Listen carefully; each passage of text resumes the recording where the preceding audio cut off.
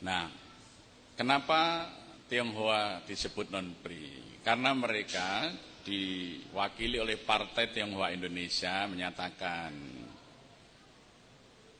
kami orang Tionghoa tidak mengenal akan bangsa. Hati orang Tionghoa itu seluas sungai Yangtze, sungai yang paling luas di seluruh muka bumi. Maka bagi kami tidak ada yang namanya bangsa. Maka sekiranya negara ini merdeka, kami akan menjadi warga negara, tapi tidak menjadi bangsa Indonesia. Dan karena ikatan kami dengan negeri leluhur secara budaya sangat kuat, izinkan kami juga masih mengikatkan diri dengan negeri leluhur itu. Maka perkenankan kami memiliki 2 kewarganegaraan. Sementara Partai Arab Indonesia, juru bicaranya Abdurrahman Baswedan bercerita, nenek moyang kami dulu datang dari Hadramaut tidak membawa istri. Mereka menikah dengan orang-orang pribumi. Kami ini lahir dari laki-laki Arab dan perempuan-perempuan pribumi. Kami makan tidak lagi dengan daging-daging onta. Kami sudah makan dengan makanan-makanan setempat. Yang saya dan kami semua minum adalah airnya Indonesia. Maka sesungguhnya kami adalah bangsa Indonesia. Maka pada tanggal 9 Agustus 1945 BPUPK, aslinya tidak pakai I, belum ada kata Indonesia di situ, atau Dogoritsu Jumbejo Sake, menetapkan suku bangsa Arab adalah suku bangsa asli Indonesia. Itu ditetapkan tanggal 9 Agustus 1945 oleh Badan Usaha Persiapan Penyelidik Usaha Persiapan Kemerdekaan Indonesia. Maka kemudian setelah Indonesia merdeka tahun 55 dari permintaan ini, Bung Karno ketemu Chu Enlai, Perdana Menteri RRC, membuat kesepahaman orang Tionghoa di Indonesia harus diberi hak dui kewarganegaraan. Bung Karno mensyaratkan boleh, tapi dia juga warga negara Indonesia harus pakai nama Indonesia. Sebagai warga negara Cina silahkan dia pakai bahasa Cina. Maka dikeluarkan keputusan presiden tahun 55, orang Cina harus memiliki 2 nama.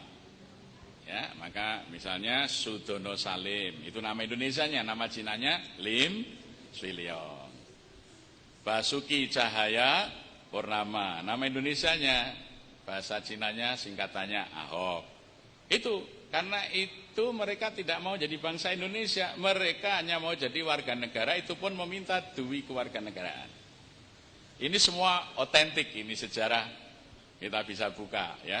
Nah, sampai orang Cina keberatan kalau harus pakai nama Indonesia. Maka seorang tokoh Cina di Jakarta terpaksa berganti nama karena itu peraturan pemerintah. Dia menamai dirinya Kasnawi karena Dipanegara. Bekas Cina Betawi tukar nama karena dipaksa negara. Jadi sebagai kritiknya terhadap keputusan presiden yang harus 2 nama, dia memberi namanya sendiri Kasnawi karena Dipanegara. Bekas Cina Betawi tukar nama karena dipaksa negara. Nah, maka muncullah kewarganegaraan untuk Cina itu non-PRI.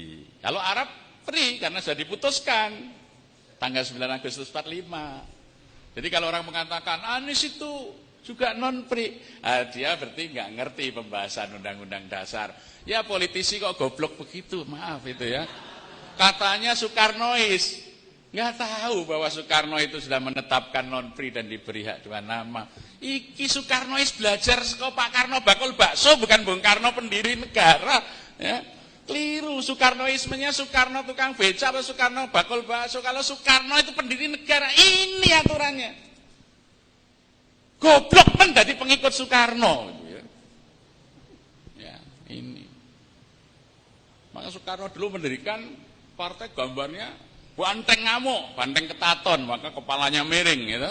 itu karena itu diambil dari simbolnya Partai Serikat Islam. Dulu SI itu gambarnya banteng ketaton, ya, kemudian dikelilingi bintang, belakangnya bumi yang diikat dengan tali, ya, dengan tulisan Joyo Kuwoso. Nah, kalau berhasil kita akan berkuasa. Maka PNI ngambil kepalanya, Masumi ngambil bulan bintangnya, NU ngambil jagat dan talinya.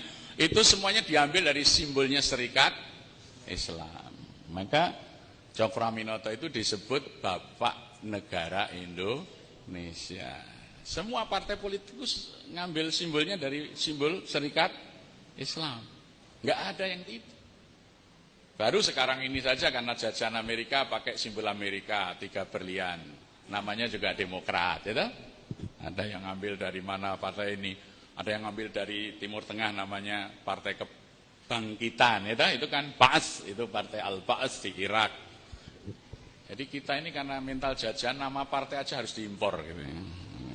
Simbolnya diimpor. Sekarang tidak banteng yang ngamuk membela rakyat. Sekarang limosin kelihatannya atau simental. Ya, gambarnya itu gemuk itu. Nah, tidak lagi.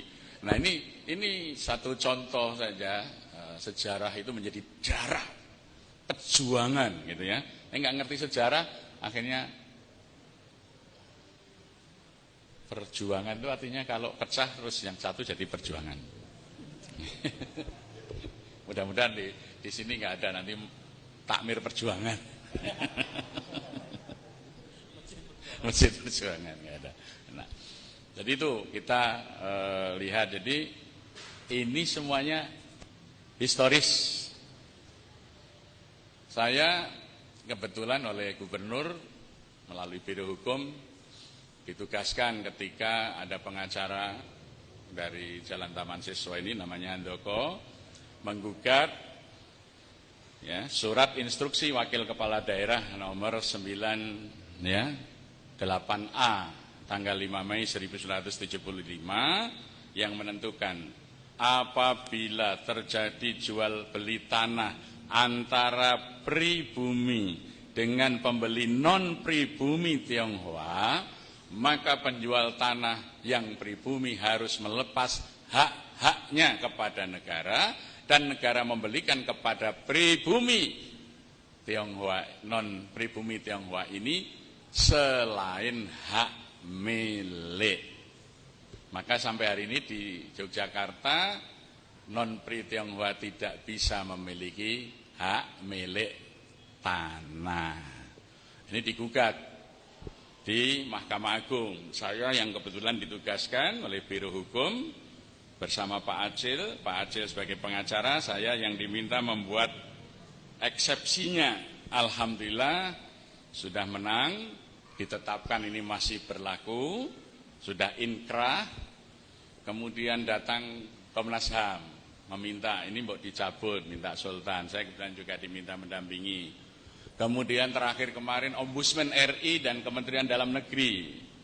Saya waktu itu sedang mengantar tamu dari Malaysia, ditelepon oleh Pak Sekda, Pak Kiai tolong ikut menemui Kemendagri dan Ombudsman RI untuk menjelaskan tentang diskriminasi kepemilikan tanah. Nah, ketika saya uraikan, saya jelaskan sejarahnya itu sejak HB2, itu kemudian malah utusan dari Kemendagri dan Ombudsman itu, wah kalau begitu ini malah harus diperkuat, gitu ya. Alhamdulillah. Tapi sekarang Handoko mengajukan gugatan, saya beritahu baru minggu yang lalu oleh Biro Hukum, mengajukan gugatan di Pengadilan Negeri. Apa gugatnya? Minta supaya pemerintah DIY membayar biaya perkara, karena dia disuruh membayar biaya perkara 5 juta ketika mengajukan ke Mahkamah Agung.